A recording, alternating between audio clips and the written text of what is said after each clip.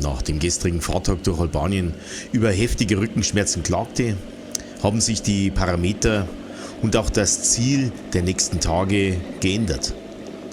Bis auf Weiteres ist jetzt erstmal keine unbefestigten Wege mehr und ohne größere Umwege ein zügiges Ansteuern von Griechenland. So der aktuelle Plan.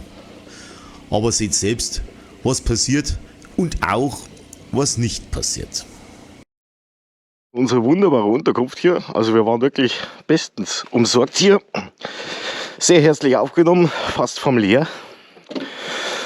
Nur der Weg daher ist ein bisschen kritisch und deswegen fahre ich jetzt erstmal mit mir am Moped runter, so ist zumindest der Plan.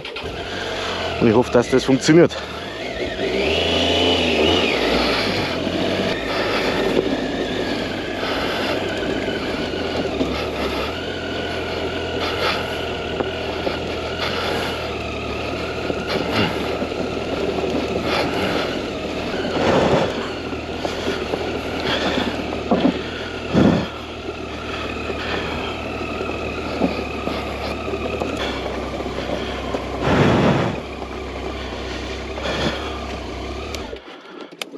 So, erste Moped oben runter und der Driver kommt. Jetzt war wieder meine runter, da haben wir alles. Ja, kannst du schon mal anfangen. So, jetzt bin ich natürlich im Bergen aufgerannt, um das zweite Moped zu holen. Bin ich außer Atem.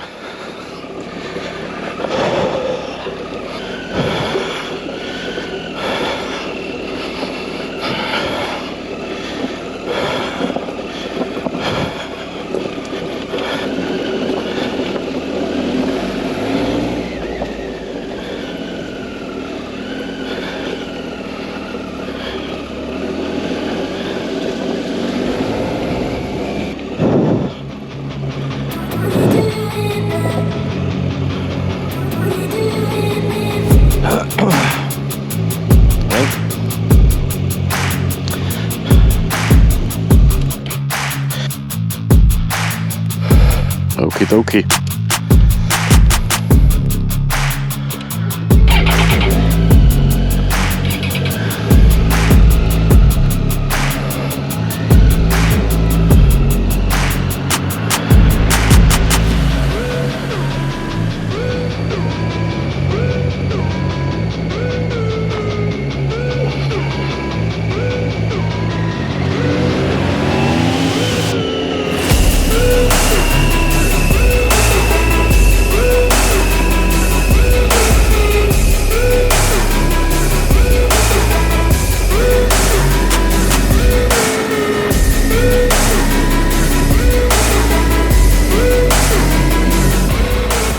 Ja gut, das ist dieser Park, wo wir rein wollten. Der ist auch schön angepriesen, schön zum Wandern und alles, aber die Straße, wenn schon so anfängt, brauchen wir da glaube ich gar nicht weiterfahren.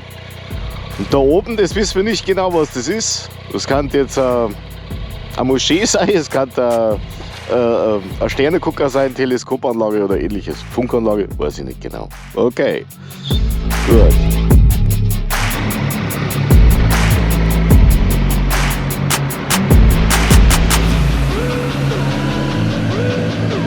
Ab und zu gibt es da wohl mal richtig dickes Wasser. Da drüben war auch mal irgendwie eine Brücke oder was.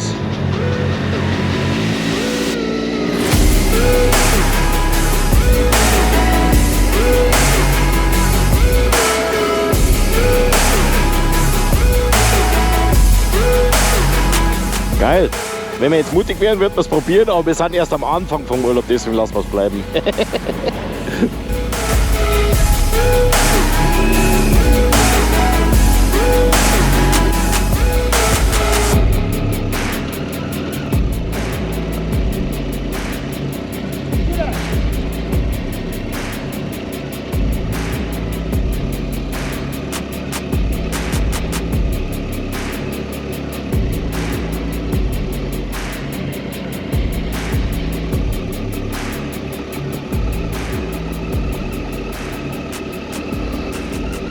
Die ist so mit Fressen beschäftigt, die sieht sonst nichts mehr, das kenne ich.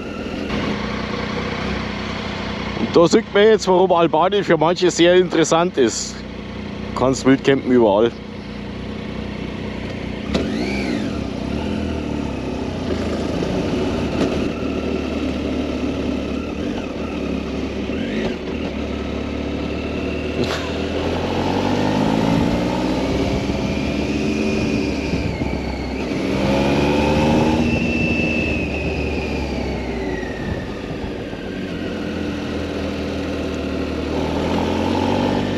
Das mit der Hand abklatschen geht natürlich nur, wenn man bergab fährt und nicht Gas geben muss. Aber das weiß er noch nicht, der Bub. Die Straße scheint sehr neu zu sein.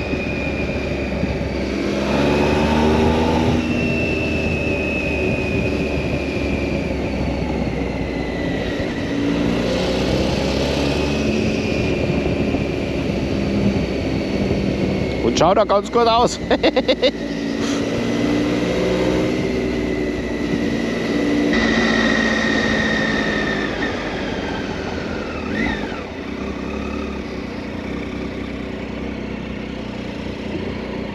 Schon wieder irre, die Berg da. Da muss ich echt mal schauen, wie hoch die sind. Geil.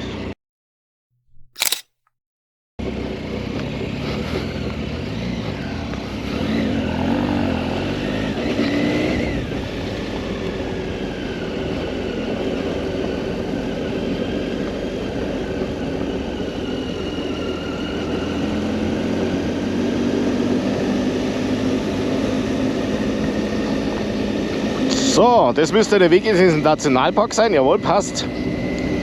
Die erste Straße haben wir nicht genommen, die war also wirklich ganz steinig.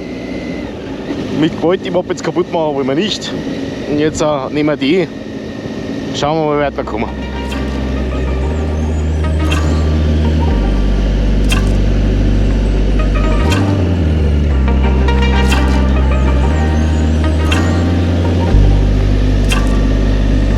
Naja, geteert ist sie ja.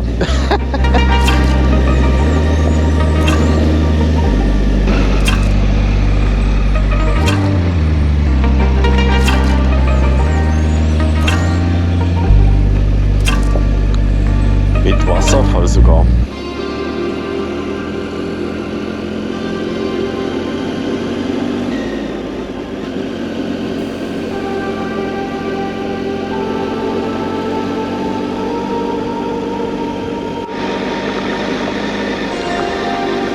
Das dürfte jetzt etwa so die Kante sein. Ja, es ist noch geteert und es ist noch kein Schotter. Wobei das wirklich grenzlastig ist, gell?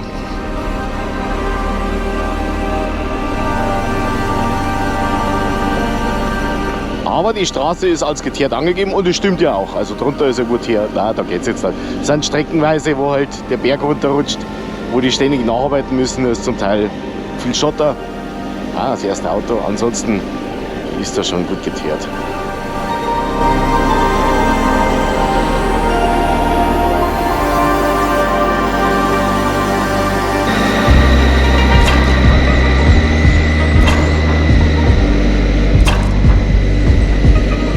Ja, Mimi im Action. Ja, macht sie gut.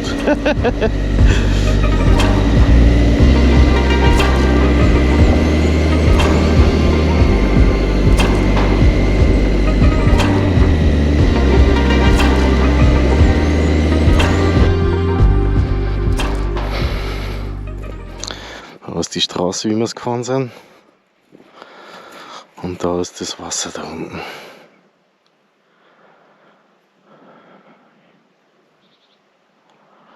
Das ist ein Wasserlauf da drüben.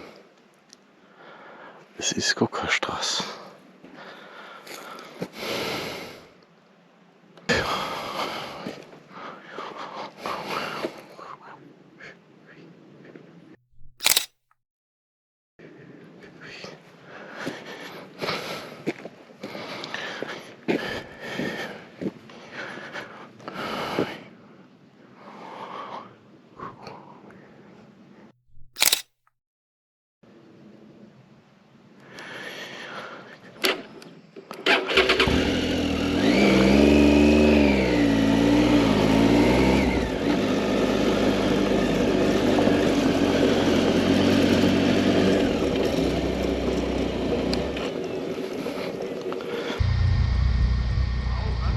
Das ist einmal ein bisschen ein Überhang. Wahnsinn. Hinten geht es ein bisschen rein. Und dann darüber kommt die Straße und da hinten geht es weiter. Geil. Mhm.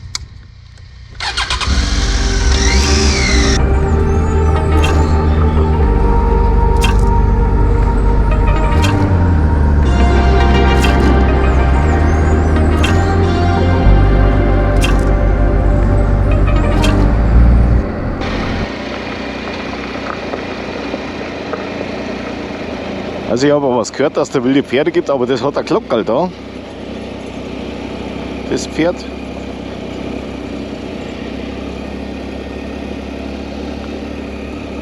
Dementsprechend weiß ich nicht, irgendwie im Kern die scheinbar, gell? So richtig wild sind sie dann vielleicht doch nicht. Aber cool. Und da vorne ist wieder so ein gelber Vogel. Haben wir gestern nachgeschaut, wie der heißt, aber ich weiß es nicht mehr. Ich bleibe im Schatten stehen, weil die Mimi will ein Foto machen.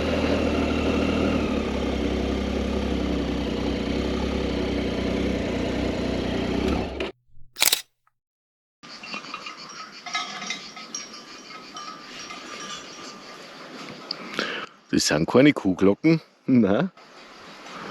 Das sind die Pferdl. Und es gibt aber scheinbar doch so, also immer wieder mal ausgeschilderte Wanderwege. Da ist jetzt auch wieder eine Markierung da an der Wand. Da ist eine Markierung. Und, aber ganz dünn sind diese Wege da ausgeschrieben. Ich denke, man braucht da wirklich eine gute App oder Wanderkarte, wenn man hier wandern gehen will. Aber zum Wandern schaut das nicht schlecht aus. Gut. Aha.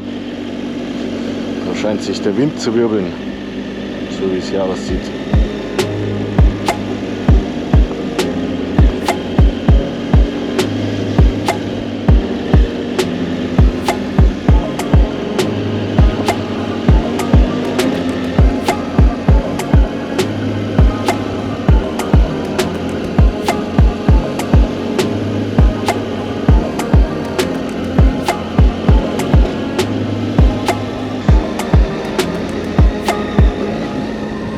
Da hinten haben wir wieder Bunker. Überall finden wir hier Bunker. Haben wir gestern gelesen. Ich glaube 220.000 Bunker haben sie gebaut. Oder 22.000. Ich schaue nochmal nach. Da sind wir.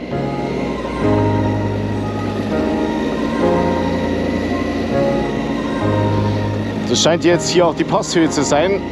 Und da gibt es eine Siedlung. Ja, haben wir ja gerade gelesen. Schnelllaster.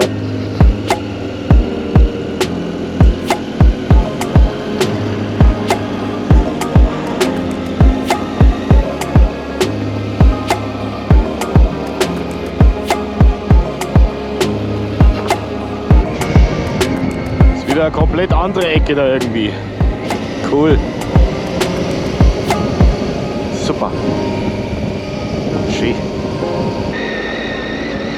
Da sind jetzt wieder ganz viele Pferde. Ja, das ist ein Esel. Oh, Schlagloch. Gar kein schlechtes. Das ist ein Esel mit Geschirr. Ich bin mir nicht sicher, ob die jemanden hören oder. Na gut, die haben schon Glocken dran oder Schnur. Ja.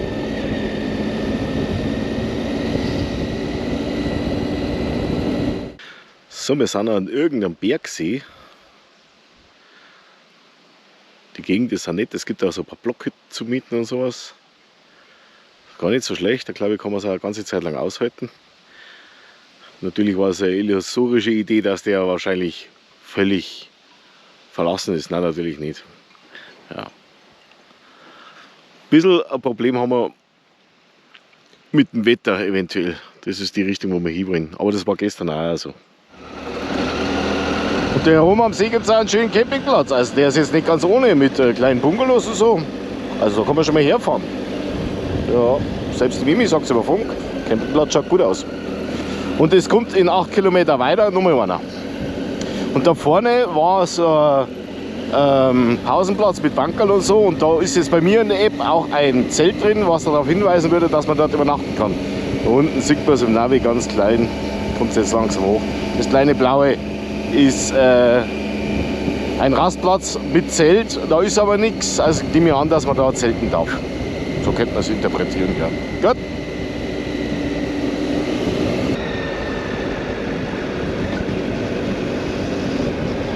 Also zum Teil gibt es da super Straßen, da gibt es nichts zu meckern. Super.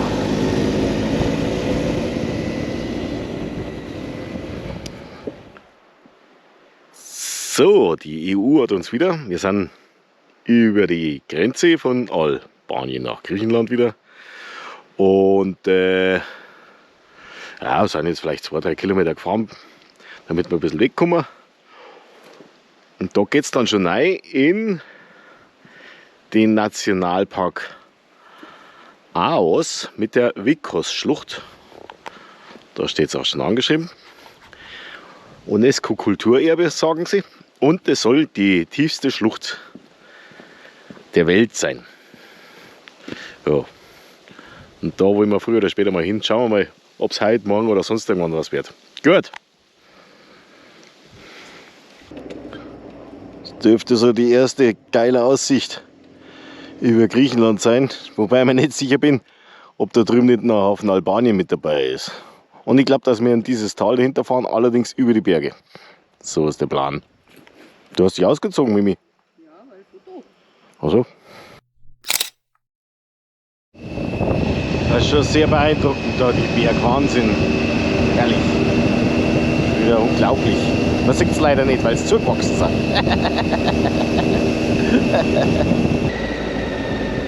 Ja, jetzt sieht man das Tal nochmal gescheit, die Berge nochmal gescheit.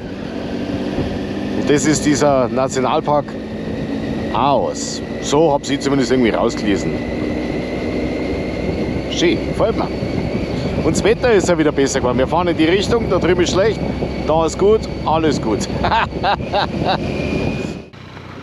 Hey. Kalispera. Also, so, nee, das ist jetzt voll. So, schönen guten Tag. Ich hätte gerne einmal den Führerschein Führerschein. und die Fahrzeugteile. So, der aufmerksame Beobachter hat es gesehen. Wir sind gerade in der Polizeikontrolle reingefahren und das glaube ich waren jetzt 5, 6 Polizisten. Einer davon war in Nordrhein-Westfalen, konnte perfektes Deutsch und also Papiere eben zeigt, Führerschein, wo es hingeht. Hat noch darauf gewarnt, dass wir recht viel Wildschweine haben und dass auch die Straßendrecke sind wegen am Regen. Ja, und sonst völlig entspannt, ganz gechillt.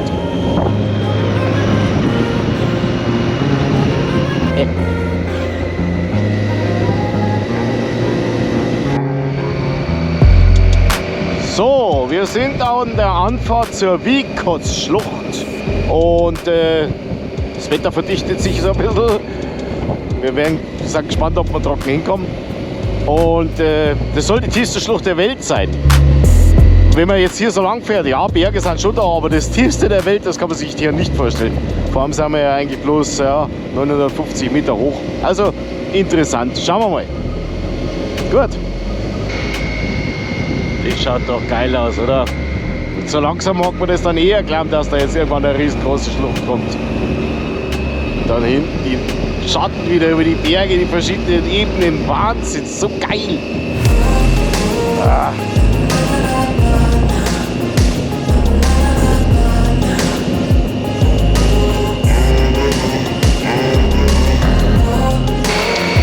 Die Steine hier da, die nennt man Garden of Stone oder Forest of Stone. Und die schaut tatsächlich witzig aus da irgendwie. So, ja, das ist Natur bei der Arbeit, gell? Jo. Da kommt wieder irgendein Schild, da steht es vielleicht drauf. Stone Forest mit Kühen.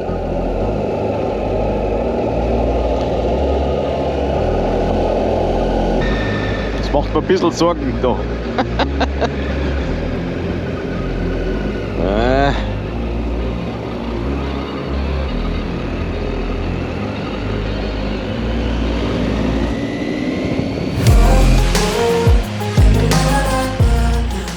Also, wir sind an dem Viewpoint zu dieser Schlucht. Mimi ist noch nicht ganz fertig mit dem Parken, die brauchen noch ein bisschen. Und wie zu erwarten, es geht mehr zu, wie ich dachte, aber weniger wie zu befürchten war. Gut. Zum Aussichtspunkt in die Vikos-Schlucht. 100 Meter. Schaffen wir auch mit Stiefel. So, 100 Meter soll es sein bis zum Aussichtspunkt. Jetzt schauen wir mal, ob die Meter da genauso lang sind wie bei uns. Der Weg ist auf jeden Fall schön gemacht. Das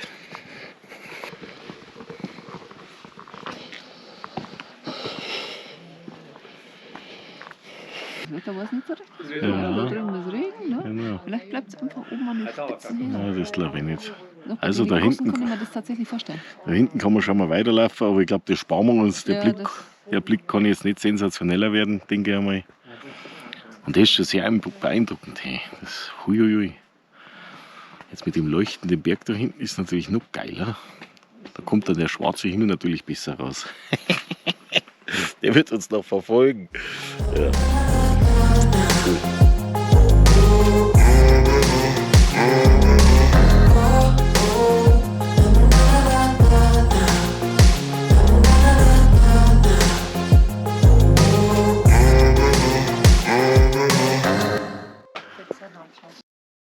Ja, so wie es ausschaut, hat die Mimi mal wieder einen Vogel angeschossen. Und zwar haben wir jetzt da einen VP geholt. Und dann haben wir uns gedacht, da übernachten wir gleich. Wir haben jetzt ein Zimmer mit offenem Kamin. Ich weiß nicht, ob man es gescheit sieht. Offener Kamin, Fernsehen, schöne Lampen, klar, schöne Bilder. Mit Himmellampen. Ein schnuckliches Bad. Dann ein kleiner Gang. Und am Ende des Ganges kommt dann unser Balkon. Ein Nachbar haben gerade Besuch. Eine ganz schlechte Aussicht. Und ein Pool, wo wir schon drin waren. Wir sind direkt rein. Wir haben gar nicht lange rumgefackelt. Am VP sind wir direkt rein. Und da hinten scheint die Sonne. Und ansonsten bis jetzt ein paar Tropfen Regen haben wir abgekriegt. Alles gut. Und so verbrachten wir einen tollen Abend mit Kulturwanderung und gutem Abendessen in Monodentri, um am nächsten Morgen mit einer bösen Überraschung aufzuwachen. Die nächste Station hieß Arzt.